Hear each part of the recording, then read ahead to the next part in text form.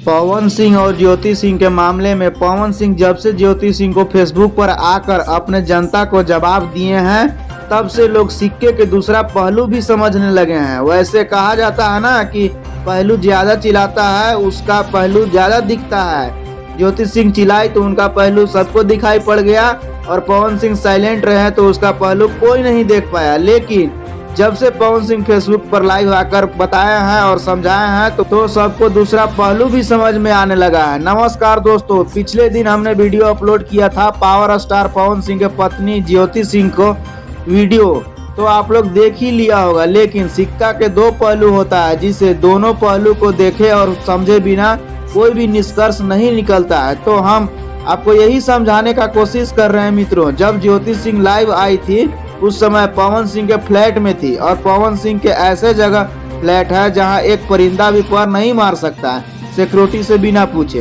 तो जाहिर सी बात है कि पवन सिंह ने इजाजत दिए होंगे तभी वहां तक ज्योति सिंह पहुंच पाई थी, और ये बात सच भी है।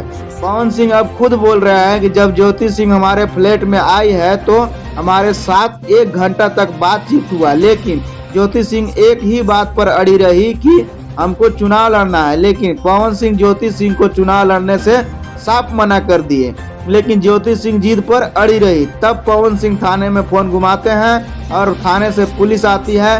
तब ज्योति सिंह लाइव वाला ड्रामा शुरू कर देती है। पुलिस वाले बोलते हैं ज्योति सिंह को कि आपको थाने चलना पड़ेगा। तो ज्योति सिंह बोलती है कि हम थाने नहीं जाएंगे, अपना पति के घर में आए हैं। अगर आपको थाने लेकर चलना है तो आप वारंट दिखाइए और आपको गिरफ्तार करके लेकर के चलना पड़ेगा। लेकिन पुलिस वाले बोलते हैं कि हम आपको गिरफ्तार करने नहीं आए हैं, लेकिन आपको थाने चलना पड़ेगा। वहां चलकर आपको बातचीत करनी पड़ेगी, क्योंकि आपको डिवोर्स वाला मामला कोर्ट में चल रहा है। इसलिए आपका पवन सिंह को इस तरह से परेशान कर नहीं सकते हैं, इसलिए आपको थाने चलना होगा। तो इतने में ज्योति सिंह बोलती है कि हमको अभी डिवोर्स नहीं हुआ है, इसलिए हम पति के घर आए हैं। जिस समय काराकाट में चुनाव था उस समय हमको पत्नी बनाकर प्रचार प्रसार करवाए और अभी बोल रहे हैं डिवोर्स हो गया है, इसलिए मैं अपना पति के घर आया हूँ। दोस्तों, यहाँ पर समझने वाली बात यह है कि जब से पवन सिंह बीजेपी के दामन थामे हुए हैं तब से ज्योति सिंह चुनाव लड़ने के लिए इतना जिद क्यों कर रही है।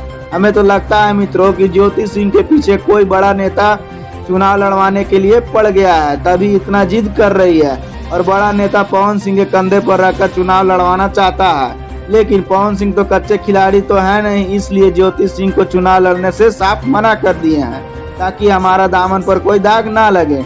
बाकी ये सब बात आपको कैसी लगी, आप अपना राय कमेंट बॉक्स में जरूर लिखें। और ऐसा और खबर जानने के लिए हमारा चैनल को सब्सक्राइब करें और अगर फेसबुक पर देख रहे हैं तो फॉलो जरूर करें।